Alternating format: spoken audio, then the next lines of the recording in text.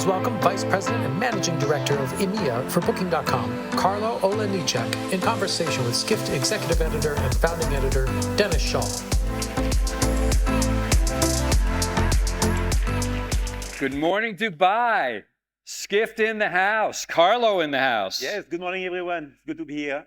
Thank you for joining us. So Booking.com, what's your presence in Dubai and the Middle East in general? And how does that fit in with your Grand Master Plan?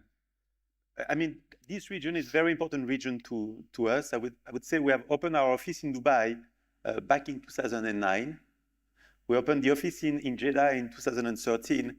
And it's a very important market for us. It's one of the fastest growing region. I would say when we look at the tourist arrivals in the Middle East, they are up 26% versus 2019. In Saudi Arabia, it's even plus 56%. The pipeline of new openings is also very impressive. We have like 600 hotels in the pipeline with almost 150,000 rooms. 50% of them are in Saudi. This will increase the capacity of the region by 28%, so that's pretty significant. And last data point, Google and Deloitte have just issued a market study about the tourism industry. It shows first that every 15 years, the number of tourist arrivals double.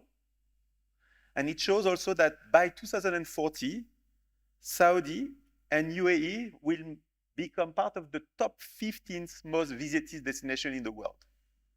While countries like Greece, Austria, Russia will exceed the top 15, and Saudi will also be part of the top 15 booker markets, while countries like Japan, Spain, and the Netherlands will exceed the top 15. So very, very dynamic and very important destination for us. And just to say also, one of the reasons we have been successful in this region is that we have been the first OTA to build a booking corridor in Arabic.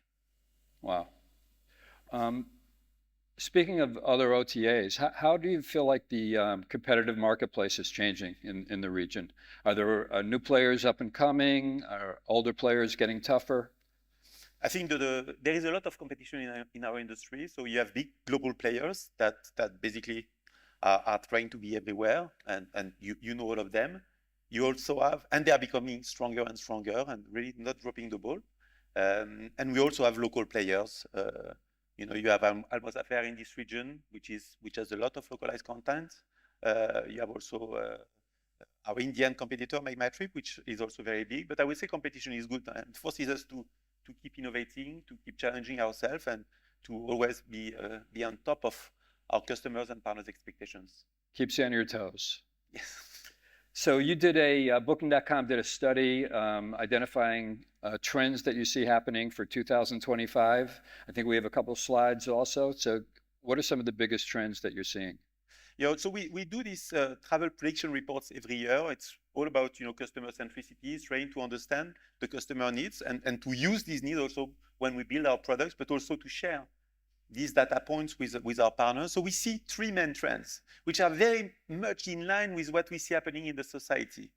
The first element is people are looking for authentic experiences and for new and less crowded destinations. And they want to use technology to get there. So 85% of the respondents are telling us that they will use technology to make better informed decisions, to find these authentic experiences, but also to not only to do the right thing, to respect the destination they are going to visit, but also have a more positive contribution to these destinations.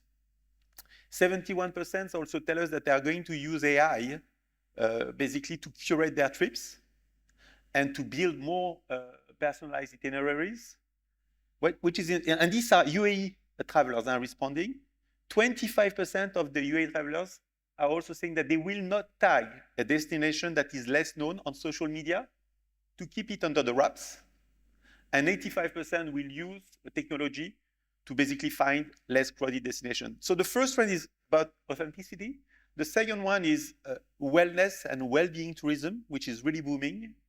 And we see that 3/4 of the travelers in the UAE are willing to pay for a vacation whose only objective is to help increase their lifespan or their wellness. 86% of the UAE travelers are also willing to discover new wellness activities through their vacation, which in turn they can bring back and they can mix in their daily lives. So wellness, well-being is also a key element. And the last trend is ecotourism or nature-based tourism. And 53% of the UAE travelers are are looking for cooler destination. And it's very obvious for these Places like Norway or... Yes. Less cool. And this is a trend that we see happening across the board. That's an important element. 77% are willing to spend less time in the sun. That's also an important element. And I would say 80% of the respondents in the UAE are also looking for darker sky destinations with star bathing experiences. So yeah, very evolving trends and customer expectations. When you say so many travelers are already using AI to plan their trips, to pick destinations, isn't that a threat to your business? Because they're probably not using your trip planner. They're probably using ChatGPT and other things like that. I mean, it's a threat, it's a challenge, and it's also an opportunity. So we rather look at it as an opportunity. You know, we have been using AI for more than a decade. AI is really a tool that we use to increase the level of customization we can bring to our customers. AI is basically what is powering already our hotel search results. It already determines the type of ads we place on Google. It helps us detect fraud. For instance, when someone is trying to make a booking with a stolen credit card, and we are already embedding AI into our users' experience, whether on the traveler side or on the partner side. In June 23, we have built the AI trip planner. We have started with a pilot in the US, which proved to be successful. We have expanded the pilot to the UK, Australia, New Zealand, and now we are expanding it to 7 countries in Europe: France, Germany, Italy, Spain, but also Netherlands and Portugal. And basically what we do here is to combine Gen AI with our own proprietary data to help customers at the very top of the funnel with inspiration, discovery, and booking. So it's not the only tool. We are also trying a new tool. Basically, when I talk to our product team, they say, oh, this is opening so many new opportunities. When it comes to really anticipating the customer needs, being able to bring customization, which is, or hyper-personalization, which is what everyone is trying to achieve, this is really opening new door. So we are just testing at the moment smart Q&A. So basically, you can go on the app and ask specific questions.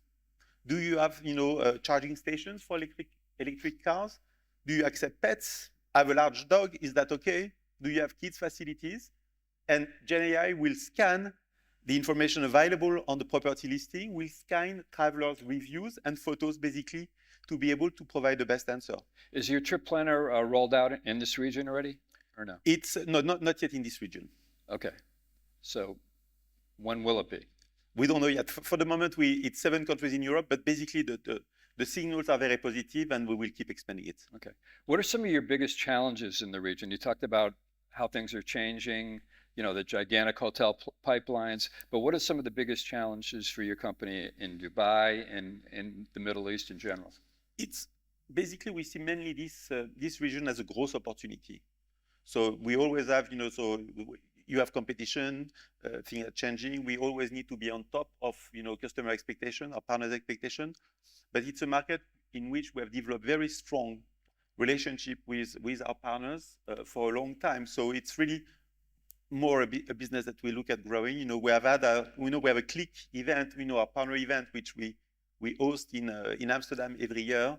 Last year, we have also created a specific edition for this market. So we have a Click Middle East, which happened last year and which will happen here in Dubai also next week. So it's really a market where we are investing and where we keep investing in the customers and also in our relationship with our partners. What is your presence now in Saudi Arabia, and have you, I assume you're breaking into that market. Have you learned any lessons from elsewhere in the world about how to enter a new market? I mean, we have been in Saudi Arabia for a long time, so we keep, investing in this market, being present, and also to listen. Every market you have similarities across the market, but you have also specificities. And what I know, working from Amsterdam is good, it's global, but we rely a lot on our teams locally to really understand the specificities of this market. But this is really a market where we will keep investing and where we see tremendous growth potential. Okay, speaking of investing, Booking Holdings announced last week or the week before that you're going to undergo a reorganization. Not many details about that yet. The thinking was that you need to change how change your priorities, how you're investing into things internally. So and there's going to be layoffs. What does that mean for this region? I mean, first, this is part of a broader transformational program, which is aimed at fostering innovation, improving efficiencies, and basically strengthening our long-term financial position. So we are totally reviewing our organization. You know, the world is changing, everything is changing fast. If you don't adapt, if you don't change, if you don't anticipate, at some point, you're going to be losing your strengths in the market share. So that's why we need to keep always challenging ourselves. But, you know, I've been in Booking for almost 10 years.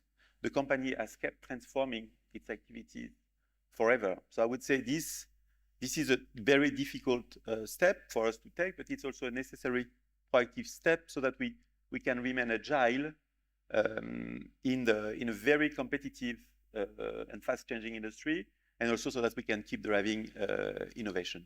Are there some obvious things that you're going to deprioritize? The connected trip or fintech, you know? You know, we are very much at the early stage. So at this stage, I don't know. We are just reviewing the organization, and there is not much more that I can tell at this stage. Okay. There's a question from the audience. Will the AI algorithm for Trip Planner impact the visibility of hotels on Booking.com? It's basically, if you are part of our premium programs like Preferred or Genius, that will not impact your visibility. It's more a question of depending on what the customer is or the traveler is looking for. So AI will help us provide a better customized solution to the customer. So the idea is really to make it easier for the customer to find the right property. For instance, what we have created is smart filters. Today, when you go on the website, you need to define which filters you want to use.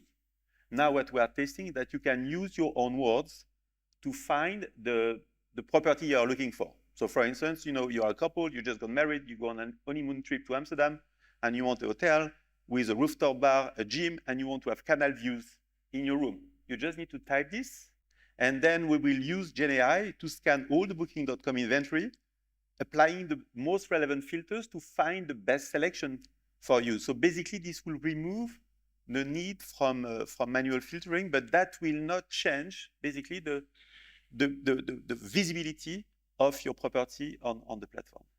Speaking of visibility, so in Europe, the Digital Markets Act was just imposed, and Booking was designated a gatekeeper. And as part of that, those changes, all of your rate parity provisions, which have been such a big deal for the last decade or more, have gone away. So there's no more rate parity in Europe for Booking.com. What is that going to mean for your business? So first, as of the 13th of November, you know, we operate in compliance with the Digital Markets Act in all of EEA. So we are complying, we are adapting to the new regulations. And moving forward, we will keep providing to our travelers, to our customers, the best selection of product. We have more than 29 million listings on the platform, and we'll continue to provide them competitive pricing and flexibility and ease of use. It's interesting because we were talking earlier, rate parity has been such a hot button issue over the years. There have been all kinds of, some countries have forced you to abandon it, but now all of a sudden it's going away, and Booking.com is basically saying, no big deal. I mean, we have to comply, we need to adapt, and we need to be able to keep sourcing competitive pricing for our platforms. And you know, in the industry, you have different type of strategies when you look at distribution. Some people, some accommodation want to differentiate on pricing. Still, many accommodation consider that, you know, giving the best pricing, being competitive on one channel is the best thing to do. We're a marketplace. It's also important for our partners to be competitive on that marketplace. And it's always the question of, we're discussing about this, are we competing versus brand.com? And we are not. We see that we are very complementary. The travelers or the users that will book on our platform are not usually the loyal customer of a brand. And we have some data there. For instance, we have done an analysis with one of the largest European hotel chain, where we have looked at their booker data, and we have looked at our booker data. And we've done that through a third-party agency to make sure that it's fully neutral, and we try to measure the overlap. And the overlap between our respective bookers data is only 3%. Okay. And I've made another analysis, which is to understand, what is the percentage of bookers that will book on Booking.com more than once the same property. You have an idea? Yes. So it's like two different businesses. It is two different businesses. The bookers that book more than once the same property on Booking, it's 2%. It's a different business. And very often, I talk to hoteliers, I spend a lot of time on the field, and some of our partners say, Carlo, if I'm not open on Booking.com, I do not sell on brand.com. One of the largest property, most iconic property here in Dubai, it created, a big event during COVID. They had a big group, rock group, Kiss, at their properties. And initially the intent was, okay, this package, we will only sell it direct. It was a huge event. They were not selling. And the commercial director told me, as soon as we put it on Booking, we also started selling on brand.com, which is good because there is a billboard effect, which is quite difficult to measure, but it does exist. So that's why I think that we're not competing, it's really complementary. AI seems to be really a big concern among hoteliers. So another audience question came up, and they asked if you're just a basic hotel or maybe an independent hotel, is there a danger because of AI that you just won't show up in search results? No, I don't think it will not impact the visibility of the properties on the hotel, the question for hoteliers, you are embedding more and more technology into your operations, more and more. If you look at, the technological revolution you had all to go through over the past 10, 15 years, it's big. Now the question is, how can you embed AI in also your operation? I would say that's key question mark. But this is also where big tech players maybe can help you.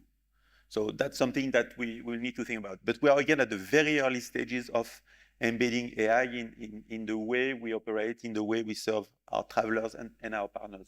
But we see opportunities to make the traveler experience much easier, much better, but also the partner experience. We have a new product that we are just testing, is that it's Help Me Reply feature, where basically we help our partners answer faster to their travelers' inquiries by generating AI answers, which the partners can pick and personalize. So again, this will help you accelerate and be faster at answering the traveler inquiries. And again, we're just at the beginning, but we see value creation opportunities on both sides of the marketplace. A question from the audience. Your current pricing model of base commission plus Genius and Preferred is driving costs for hotels at over 20%. Is this not seen as overpriced in today's market? I would say the Genius and Preferred are programs that hotels can decide to use or not.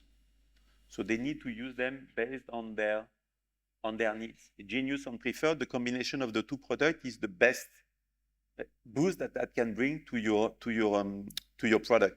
Now it also depends on what are your needs. How much bookings do you need from our platform? What is your competitive environment? How much do you need to differentiate from your competitors? And so, the combination of these two products can be good for some properties, but not sometimes needed. And our teams on the field will always help you and guide you to define what is the best product that you should use to maximize your performance. And what you want to achieve is increase your total net RevPAR, and this is what we are also trying to help you achieve. But again, there is not one solution fits all. It's really a solution adapted to the different properties. This has been a genius conversation. Thank you. Okay, thank you very much.